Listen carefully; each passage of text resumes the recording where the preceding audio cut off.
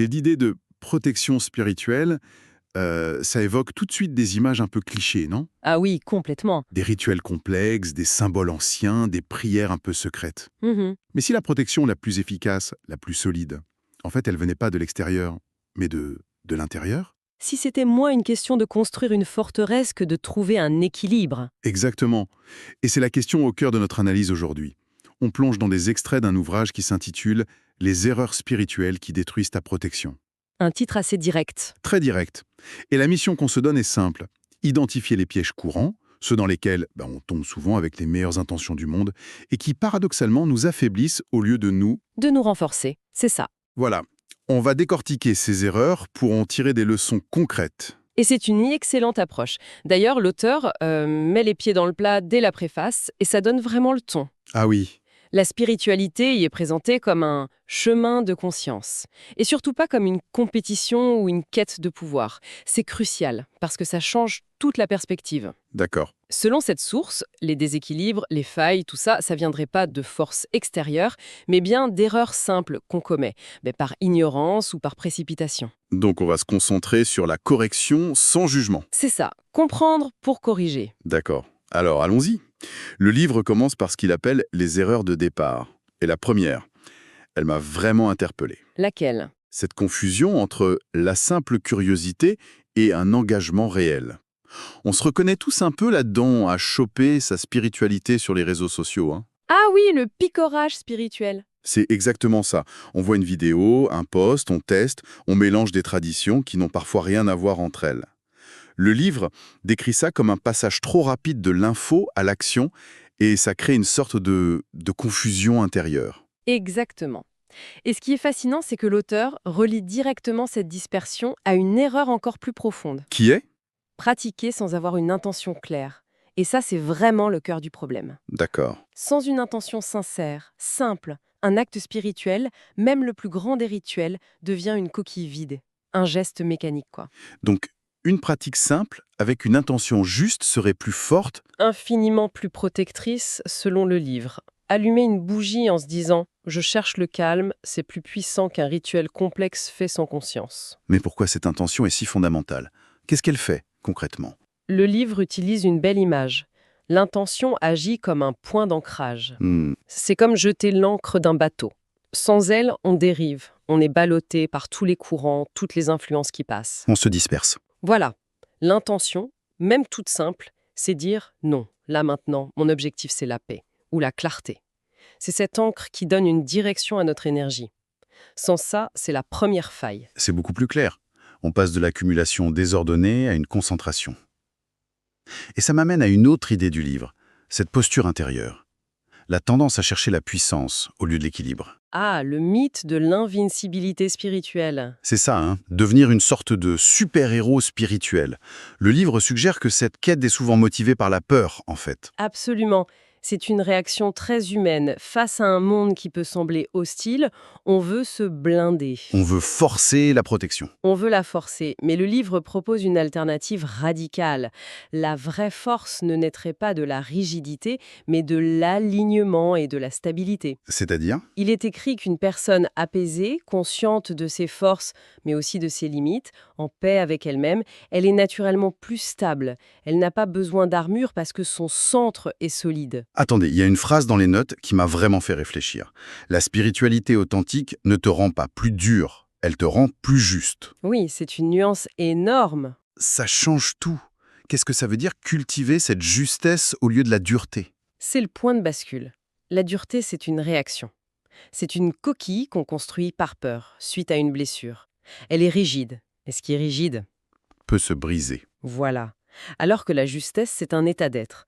C'est être aligné avec ses valeurs, agir avec intégrité, être honnête avec soi. D'accord. Une personne juste dans ce sens n'a pas besoin de forcer. Ses actions, ses paroles, ses pensées sont cohérentes.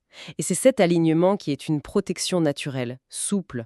On n'est plus dans un combat contre l'extérieur. Mais dans une recherche d'harmonie à l'intérieur. C'est ça. Et cette idée de cultiver l'harmonie, ça doit forcément avoir un impact sur comment on pratique, non?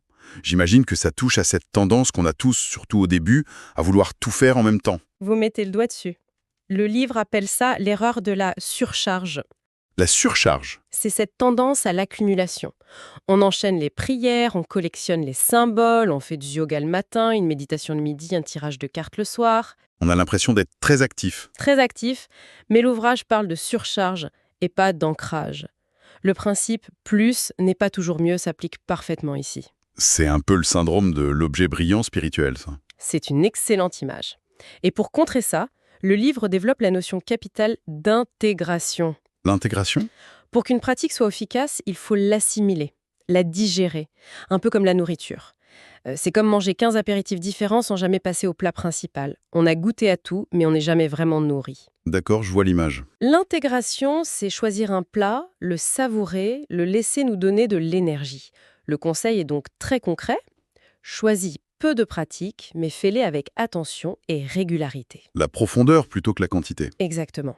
Une spiritualité stable, c'est décrit comme silencieuse, cohérente et profondément enracinée dans le quotidien. Mais pas besoin de faire un spectacle. D'accord, donc la clé, c'est la profondeur. Et ça demande une forme de responsabilité personnelle. Ce qui nous amène à un autre point crucial du livre. Lequel? Une erreur très concrète, presque terre à terre, négliger son état émotionnel et mental. Oui, et c'est un rappel à l'ordre essentiel. On dirait bien.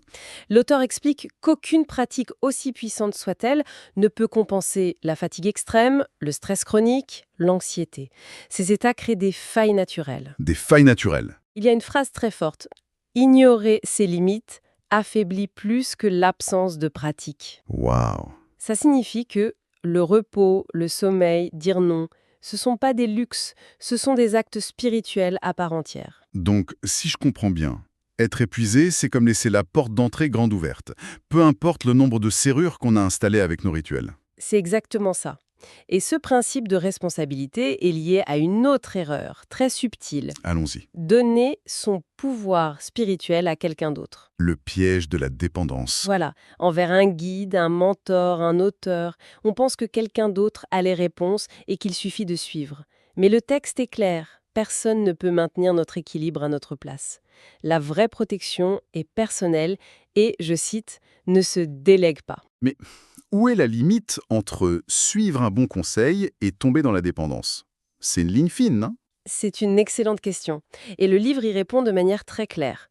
Un véritable accompagnement, il vise à renforcer l'autonomie. D'accord. Un bon guide, il donne des outils pour qu'on puisse faire le travail soi-même.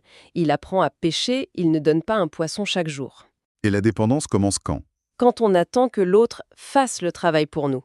Quand on a besoin de son approbation pour se sentir en sécurité. C'est une fuite de sa propre responsabilité. Le but, c'est de devenir son propre guide. C'est un rappel important à l'autonomie. On voit bien comment toutes ces erreurs sont connectées, en fait. La dispersion, la quête de pouvoir, la surcharge. Tout ramène à un manque de conscience et de cohérence. Et ça nous amène logiquement au dernier point, qui est peut-être le plus important, l'application au quotidien. C'est la conclusion logique, oui. L'erreur ultime, selon le livre, c'est d'oublier la cohérence dans la vie de tous les jours. C'est-à-dire que la protection, elle se joue pas que pendant la méditation du matin. Exactement. Elle se construit ou se détruit à chaque instant. Les conflits inutiles, les paroles négatives sur les autres ou sur soi-même, le manque de respect pour son corps, tout ça, c'est une érosion lente mais certaine de l'équilibre. C'est un peu décourageant, non? Ça veut dire qu'il n'y a jamais de pause. On peut le voir comme ça, ou on peut le voir comme une opportunité. Ça signifie que chaque action, même la plus banale, peut devenir une pratique. Ah oui, Faire la vaisselle en pleine conscience, répondre avec patience plutôt qu'avec colère, ce sont des actes spirituels puissants. Il y a une phrase qui résume tout. Ta manière de penser, de parler et d'agir constitue ta première barrière de protection. c'est puissant, ça. La cohérence entre ce qu'on pratique dans l'intimité et ce qu'on vit en société, c'est ça la protection la plus durable. Ce n'est pas un interrupteur qu'on allume et qu'on éteint. C'est une vision très exigeante, mais, c'est vrai, très responsabilisante aussi. Alors, si on devait résumer la pensée de cet ouvrage, on pourrait dire que la protection spirituelle, c'est pas un bouclier magique qu'on acquiert. Non, pas du tout. C'est plutôt un état d'équilibre, un peu comme un jardin intérieur qu'on doit cultiver. C'est une très belle métaphore. Et ce jardin, on le cultive avec la clarté de l'intention, la modération dans les pratiques, le soin de son état intérieur. Par-dessus tout, la cohérence au quotidien. C'est ça. La conclusion du livre le dit magnifiquement. Corriger une erreur est déjà un acte de protection. Le simple fait de prendre conscience d'un piège et de décider d'y remédier, c'est déjà se renforcer. C'est une perspective pleine d'espoir, finalement. Ça retire l'idée de perfection pour la remplacer par une idée d'ajustement constant. Exactement. Et pour conclure, j'aimerais proposer une dernière pensée, qui est directement inspirée du livre. Je vous écoute? Si nos actions les plus banales, nos pensées, nos paroles, nos choix de tous les jours, constituent notre pratique principale, la plus fondamentale, Mhm. alors ça soulève une question. Si cette cohérence quotidienne est la protection la plus puissante, quelle est la plus petite habitude, la plus infime parole ou la plus simple pensée qu'on pourrait ajuster dès aujourd'hui pour renforcer son propre équilibre, bien avant même de penser à allumer une bougie? Et la réponse est peut-être beaucoup plus simple qu'on ne l'imagine. Probablement.